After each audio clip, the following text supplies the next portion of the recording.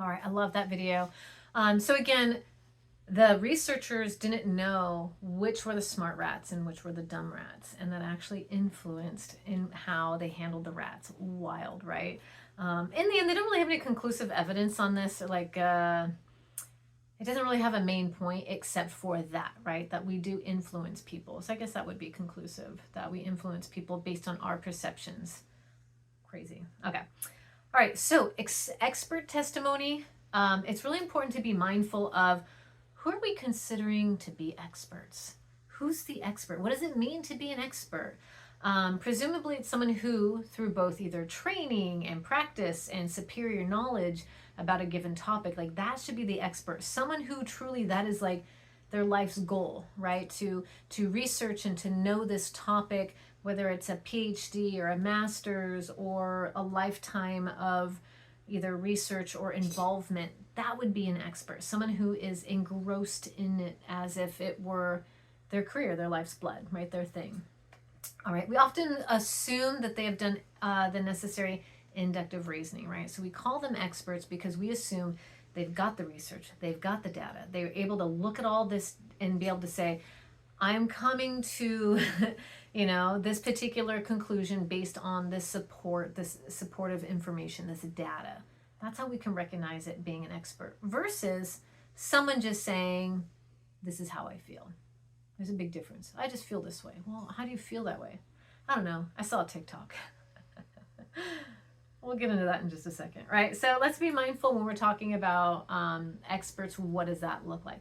Like, you're an expert on your own life. You are an expert on you, on your experiences and the things that you've done. So you can definitely say, hey, I'm an expert in who I am, right? We can also base it on, so for me, I would say, I don't know if expert's the right word. I do have 2 masters, so I feel like that's, qualifying.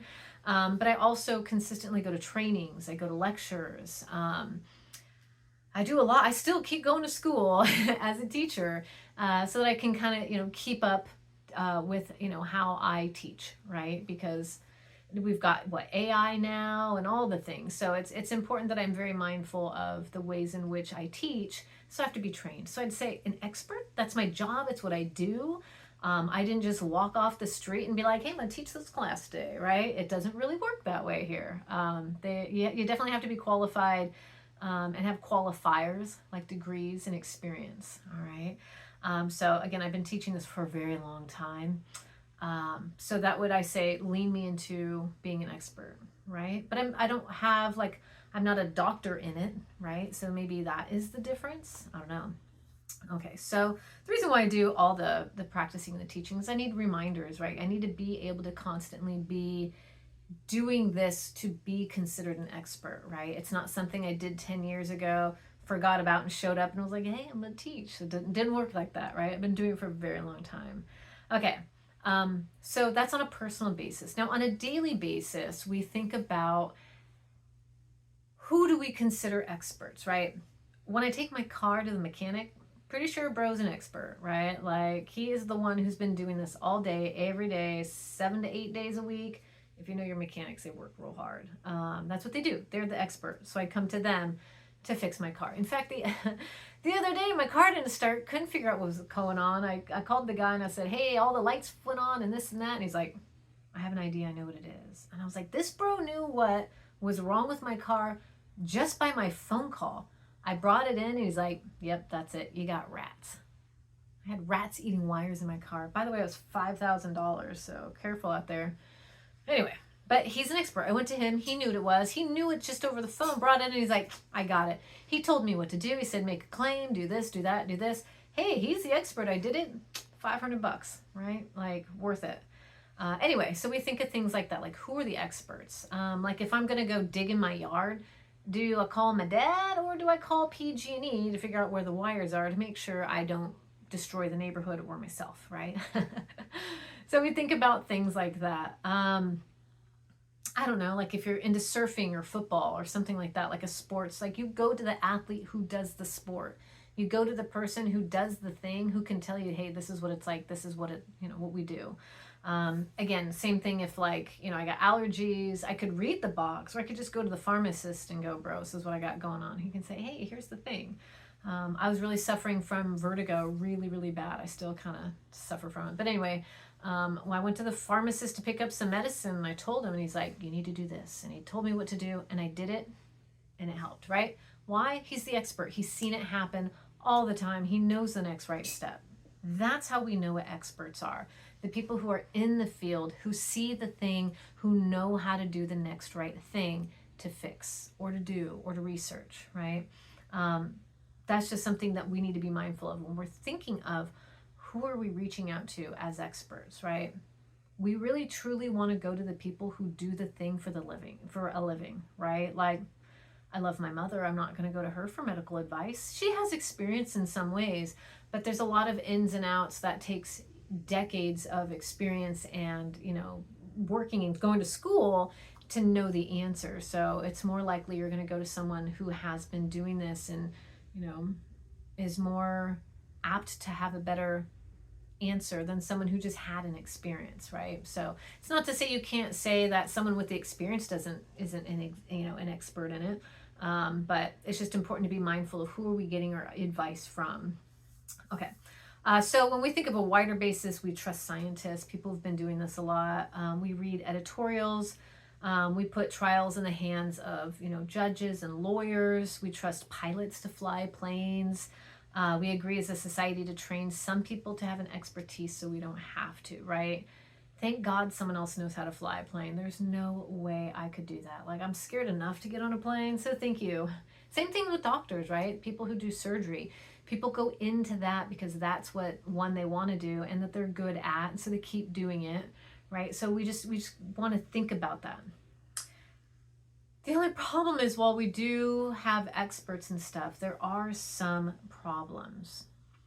And what happens is, and when we talk about skewed data and things like that, it's like we really want to truly believe scientists, but sometimes behind that's money. And some people are trying to get results to get the money or to get the prestige or to get the whatever the thing is.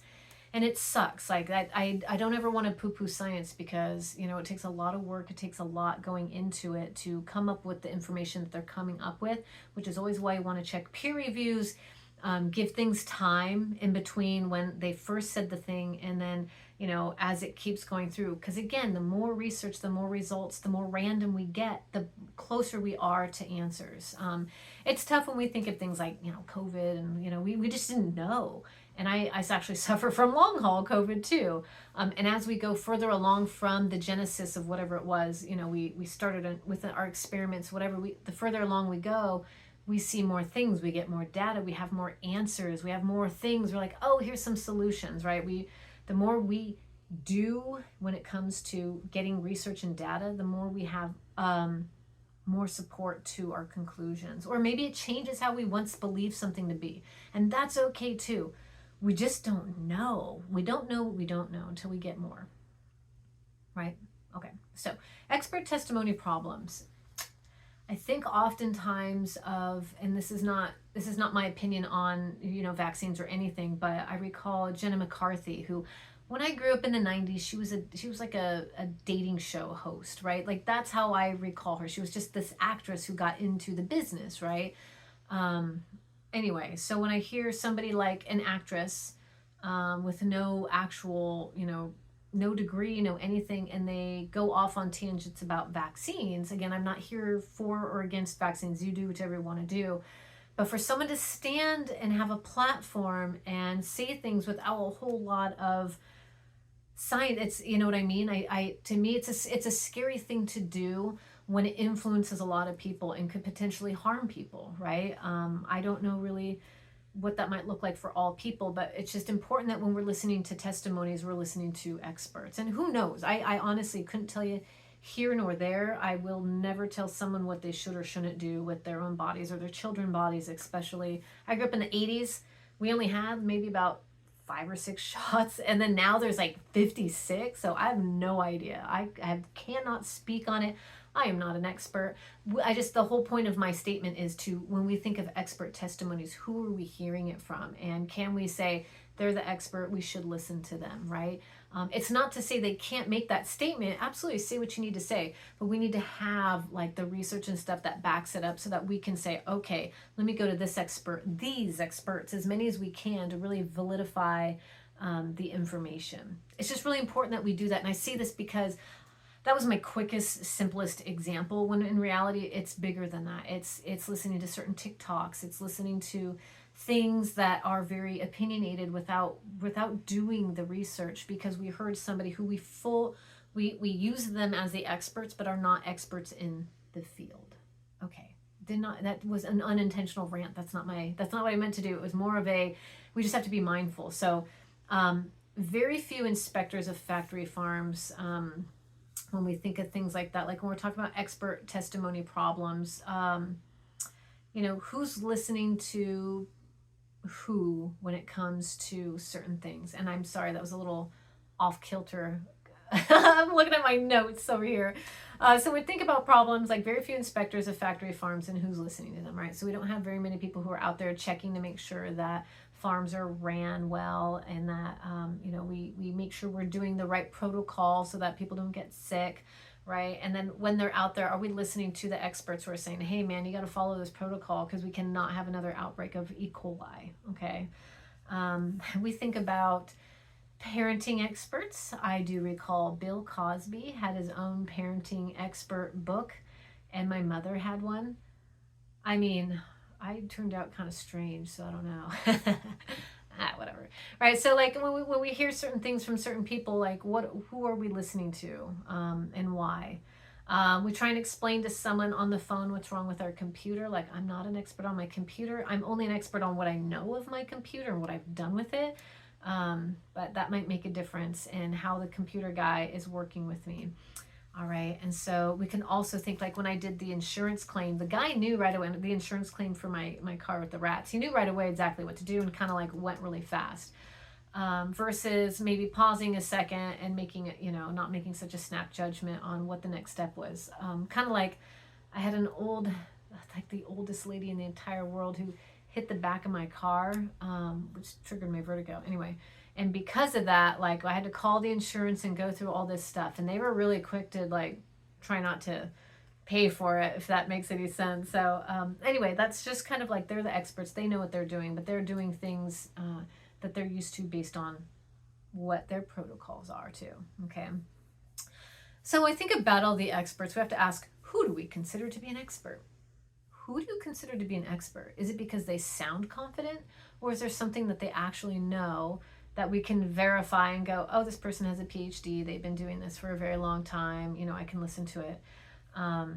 I say this a lot because oftentimes we listen to TikToks, and I'm not even on TikTok, so I can't really judge. But I make the joke that oftentimes we self-diagnose based on TikTok therapists, right? It's like, oh, there you have it, this attachment style. They're an avoidant. They're this. They're that. They're a narcissist. They're this. It's like we hear all these things that come at us, and we make these snap judgments, and then we become the expert, and we judge our partners or our friends or our sisters or cousins or uncles or dogs, right, about what kind of mental disorder they may or may not have. I've definitely had students who've come up to me and tried to diagnose me. I don't know where they come with it, but I'm like, all right, if that's what you want to do. So anyway, that's just kind of like the influence that we get from TikTokers, who we kind of hold to a certain level because they're quote unquote influencers. Are they the experts? What makes them the expert? If they're saying these things, are they, a therapist? Are they a neurologist? Like, what's the thing? Ask ourselves that. Okay. So again, the person who, when we're talking about problems, about expert testimony, are they experts in their fields? How up to date is this expertise? Where is it coming from, right? Is it the newest thing? Is it still Freudian? Like, what are we looking at here? Is the opinion unbiased?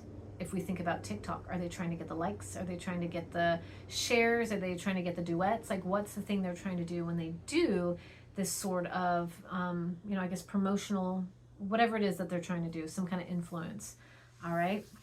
And think about thank you for smoking, right? All of the stuff that Nick Naylor was saying, was it biased? Was it influenced? What was behind all that? And then would other experts agree with them? Okay, so when we talk about the thank you for smoking, you had the German scientist who's like, hey, look, it's inconclusive. We can't prove that smoking causes cancer, right?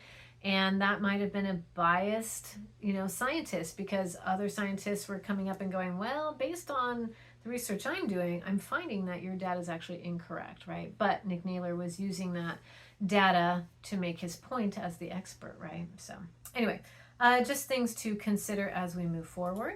Okay.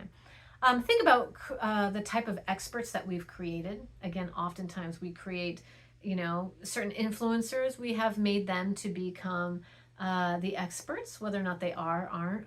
When you think of ancient aliens, remember the guy with the big old hair, the hair that keeps like, it keeps growing. He's become an expert, but if you actually look at his science, like I think he has a degree in kinesiology, which is like exercise, but not in aliens. So he has become the expert in aliens, right? Because aliens, right? So just think of that. A lot of times a well-known pundit will be someone who we consider an expert, maybe somebody with a blog, or again a TikTok, or maybe there are some people who are actually respected scientists like Neil deGrasse, right? I know I'm saying his name wrong, so I apologize. But think of things like that. Sometimes we'll even make friends or family the experts, right? Even though they don't have a degree, but we use them as that. You could say maybe common opinion leaders might be John Oliver. We could do Stephen Colbert, Jon Stewart, Oprah. Everyone always listens to Oprah. Just all these things that we've somehow created them to be experts in people's, in which we listen to and are influenced by. I mean, and I'm not saying any of these are necessarily a bad thing. These people don't do, things that are necessarily negative. It's trying to be positive in some way, shape, or form. But we have to think about that, right? Who's our influence, and what is it they're trying to influence? And they're them being quote unquote experts on whatever it is they're trying to influence us on. Is that healthy for us? I don't know. Okay. All right, so let's move on to advertising. Advertising on social media, right? We're trying to think of who are the experts that they're using to get the point across. Oftentimes you'll see things like, I don't know, I'm trying to think of something. Like maybe, who do I follow? Chrissy Teigen? Whatever. I'll just say Cindy Crawford. Let's say Cindy Crawford. She is selling a type of face cream, and well, she's a model. She looks beautiful. Is she the expert in it? Should I follow her? I think often, actually, there's a commercial that's out right now with Drew Barrymore, and Drew Barrymore goes, "Who's my expert hair colorist? I am." And she's got, I don't know, Clairol or something in her hand, and she's talking about how she uses her own hair color from, the box, the box store hair color, which is probably very much not true. But they use her as the expert because she is a talk show host now and an actress, and she does all these things, and so she would be the expert on what it is to look pretty. Okay, so think about that. They are often using individuals versus the advertising. So they'll use people, influencers, to sell their product versus actually just selling the product. They use the influence. And you'll see that because people hashtag ad, or maybe they'll tag the company or something, and they're trying to be funny and cute, and, anyway. So that's how advertising works, is they use these people that you're already following as experts, and then they pay them, okay? There's paid sponsors, again, models and celebrities sharing diet secrets, right?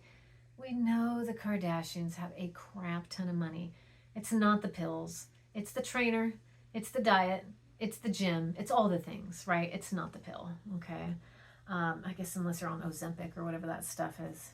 Anyway, so a lot of times these people, whether it's, politicians or, celebrities, they're getting paid. They are getting paid in some way to say the thing that they, feel like they need to tell you. All right. So oftentimes advertisers will pull out what we call opinion leaders. They'll pull someone out of obscurity and create them as influencers. Okay. When I was thinking of Geico, I think Geico would be a good one because we have Flo, So Wildly Flow felt very obscure. There's also the Toyota lady. I don't know why I noticed the Toyota lady, but they become these spokespeoples, right? And so they become the experts. That's the hope, right, with advertising. All right. So in the end, let's finish this up. What does this all mean? Who are we listening to, and why are we listening to them? What makes them the expert, right? Is there something about them that where we can validate their opinions based on their experience and their training? All right, you tell me. I don't know. And then what's behind their motives? Are they there to help the public, or is it just to make the money? Right? When we think about dieting and makeup and beauty tips and clothing and all this stuff, is that helping people? Right? Is it hurting? Like, what's the thing? Like, what's their motivation? Let's be honest. It's always money. We just kind of live in a capitalist society. So be mindful of that. Where's the money coming from is usually our best way of finding out what's the expert, what's the thing that they're trying to say. Not always, not always. I don't think Jenny McCarthy had money behind what she was saying at all. I think that her experience was incredibly traumatizing, and I think for her, she needed to find an answer, and that's fine. That's great. That's what she needed to do. We just have to be mindful of when we're hearing these things, not just taking them at face value, just like the bread experiment, right? When we talk about protocols, that I remember hearing, and I was like, oh, that's so cool. And it turned out that was a very falsified, what do you call it, experiment. It wasn't really true. And then when peers tried to review it and do it again, it didn't come out with the same result. So anyway, things to think about. Who's our experts? What are they saying? What's the protocol? How are they doing it, right? Yeah, so spoke long enough. Sorry for all of it, but not sorry at all, because it was everything you needed to know to pass the quiz that you're about to take. All right, see you on the other side.